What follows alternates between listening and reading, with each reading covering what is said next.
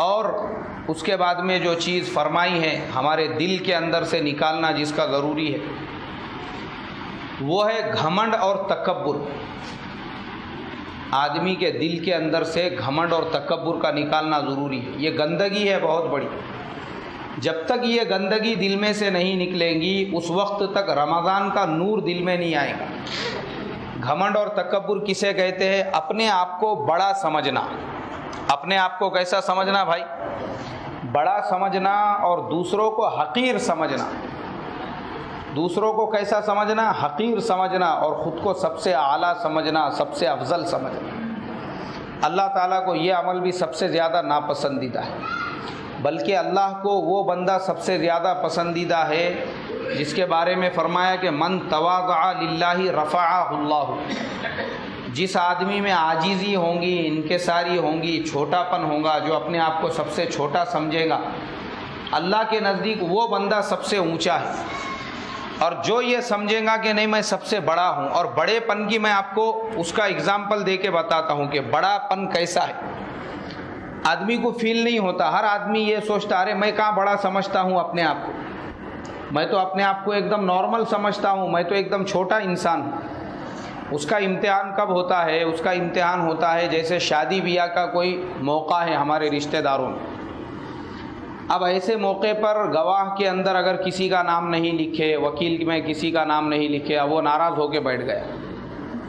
اب اس نے منہ پھلا لیا، کیوں؟ تو بولے میرا نام نہیں لکھے۔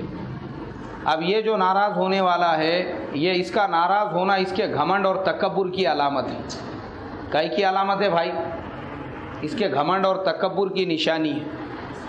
یا مثال کے طور پہ آپ کسی شادی میں چلے گئے، اب وہاں پہ کھانا رکھا ہوا ہے، آپ اپنے ہاتھ سے لے کر کھا سکتے ہیں، مگر کوئی آدمی یہ ایکسپیکٹیشن رکھے، یہ امید رکھے کہ لوگ میری تواضع کریں گے، میری مہمان نوازی کریں گے، اور مجھے یہ بولیں گے آئیے آئیے تشریف لائیے، اور مجھے شاہی دسترخوان پہ بچھائیں گے، اور دو چار آدمی میرے آزو بازو کھڑے رہیں گے، کوئی سالن ڈال رہا ہے، کوئی روٹی دے رہا ہے، کوئی بول رہا ہے یہ لیجئے، کوئی بول رہا ہے وہ لیجئے۔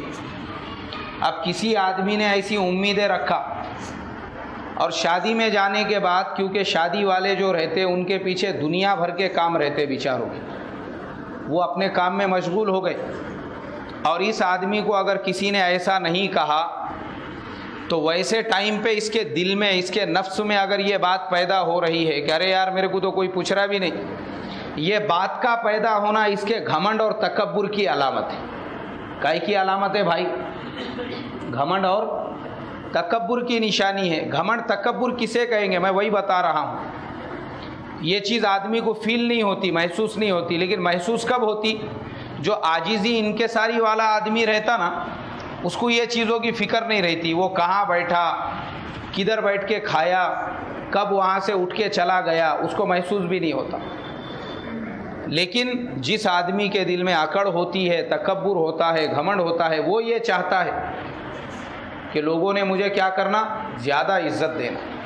اور جب اس کو یہ چیز نہیں ملی، اس کے بعد دل میں جو پیدا ہونے والی چیز ہے اسی کو گھمنڈ کہتے ہیں، اسی کو اکڑ کہتے ہیں، اور اسی کو کیا کہتے ہیں؟ غرور کہتے ہیں۔ یہ غرور ہے۔ ایک جگہ پہ شادی کا میں فارم لکھ رہا تھا، ایک صاحب کو دیکھا ماشاءاللہ اچھے دیندار ہے، جبے قبے والے ہیں، اور ماشاءاللہ جو ہے آپ نمازوں کے بھی پابند ہیں۔ اب مہر لکھتے ٹائم پہ انہوں نے ایک اکڑا کہا، تو میں نے ان سے کہا کہ دیکھو یہ مہر جو ہے نا، ہمارے ابھی آج کا جو چاندی کا ریٹ ہے اس کے حساب سے ناقابل قبول ہے، یہ مہر ابھی چلے گا نہیں، آپ اس میں کم سے کم 1000 روپیہ اور بڑھاؤ۔ کتنے روپیہ بڑھاؤ بھائی؟ 1000 روپیہ۔ انہوں نے میرے خیال سے کچھ 786 وغیرہ کہا تھا۔ میں نے کہا دیکھو یہ مہر آج چلتا نہیں مارکیٹ کے اندر، کیونکہ مہر کی جو مقدار ہے چاندی کے حساب سے وہ 1800-1900 روپیہ ہوتی ہے، تو کم سے کم 2000 روپیہ کرو۔ اب یہاں پہ انسان کا گھمنڈ اور اکڑ پہچان میں آتی، وہ اپنی بات کے اوپر اڑ گئے، بولے نہیں ہم نے وہ جو اکڑا بولے تھے اس سے ہم 1 روپیہ بھی بڑھانے والے نہیں ہیں، میں نے کہا ارے بھائی آپ دیندار ہے، آپ کے سر پہ اتنا لمبا چوڑا جو ہے امامہ ہے، چہرے پہ داڑھی ہے، بدن پہ سنت لباس ہے، نمازوں کے آپ پابند ہے۔ بولے وہ سب باتیں صحیح ہے، مگر ایک بار جو میرے منہ میں سے آکڑا نکل گیا نا، اس کو بعد میں ریورس میں نہیں لیتا۔ بولے میں 786 میں نے بول دیا بولے بس اب اس میں 1 روپیہ بھی نہیں بڑھے گا۔ تو میں نے لڑکی کے والد صاحب بیچارے جو ایک دم سیدھے سادے لباس میں تھے، ان کو دیکھ کے نہیں لگ رہا تھا کہ یہ کوئی بہت بڑے دیندار ہوں گے، ان کو سمجھایا۔ میں بولا اتنے مہر پہ نکاح ہی نہیں ہوگا۔ کیا نہیں ہوگا بھائی؟ نکاح ہی نہیں ہوگا۔ تو آخر میں انہوں نے لڑکے کے والد صاحب سے، وہ جو چودھری صاحب تھے، ان سے یہ کہا، بولے ایک کام کرو، مہر مولانا جو بول رہے ہیں وہی لکھو، باقی کے جو پیسے ہیں وہ میں تم کو دیتا، وہ تم اس میں ڈال کے جو ہے ان کے حوالے کرو۔ تم 786 دو، اس کے اوپر کے پیسے ہم دیں گے، لیکن مہر جو شریعت میں وہ چلنا بھی تو چاہیے نا۔ آپ اپنے دل سے کچھ بھی بولیں گے اور وہ مہر آج کے زمانے میں قابل قبول نہیں ہوگا تو پھر نکاح کہاں سے ہوگا؟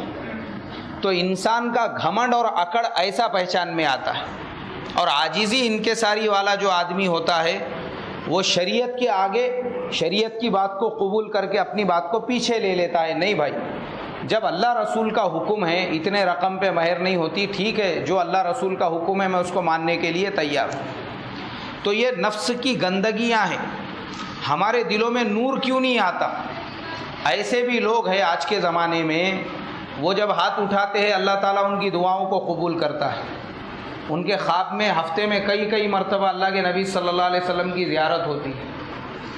ان کا اللہ سے اتنا گہرا تعلق ہے، انہوں نے کوئی چیز اللہ سے مانگے، اللہ میں ان کی بات کو منع نہیں کرتا۔ آج ایسے لوگ ہمارے مسجد میں ابھی ایک 5-6 جمعہ پہلے ایک بزرگ نے بیان کیے تھے جمعہ کے اندر۔ بامبے کے بہت بڑے ذمہ دار ساتھی ہے، وہ خود ان اللہ والوں میں موجود ہے، میں ان کو بچپن سے جانتا ہوں۔ وہ مستجاب الدعوات میں سے ہے۔ کس میں سے ہے بھائی؟ مستجاب الدعوات ان لوگوں کو کہتے ہیں جس نے جو دعا مانگا اللہ تعالیٰ ان کی دعا کو قبول فرماتے ہیں۔ ایسا ان کا اللہ کے نزدیک مقام اور مرتبہ۔ وہ بزرگ خود اس مقام اور لیول کے تھے، مگر چونکہ ہم لوگوں کے نظروں میں وہ طاقت نہیں ہے، اللہ والا کون سا ہے، اللہ کا ولی کون سا ہے، بزرگ کون سا ہے، تو ہم لوگوں کو ان کا بیان بھی جو ہے سننا گوارا نہیں ہو رہا تھا۔ انہوں نے 2 منٹ زیادہ بولے تو ایک بیچارے صاحب پتہ نہیں کون تھے، ان کے کون سے بڑے بڑے کمپنیاں کارخانے چل رہے تھے اور مزدور لوگ ہڑتال پہ باہر نکلنے والے تھے، انہوں نے بیان کے بیچ میں ہی بول دیے چچا لوگ سورے بولے پیچھے۔ اب معلوم ہی نہیں اس کو کہ وہ کون ہے اپنے وقت کے، اور میں نے بھی اعلان نہیں کیا، حالانکہ میں نے یہ سوچا تھا کہ پورے مسجد والوں کا میں ان سے مصافحہ کراؤں گا، کیونکہ ویسی ہستی اور ویسی شخصیت ہمارے مسجد میں دوسری مرتبہ آنا مشکل ہے۔ اس کے بعد میں نے نہیں کیا اعلان۔ میں بولا جس مسجد کے لوگوں کو اللہ کے زندہ ولی کی قدر نہیں ہے، ویسے لوگوں کے سامنے ان کو انٹروڈیوس کرانا کیا فائدے کا؟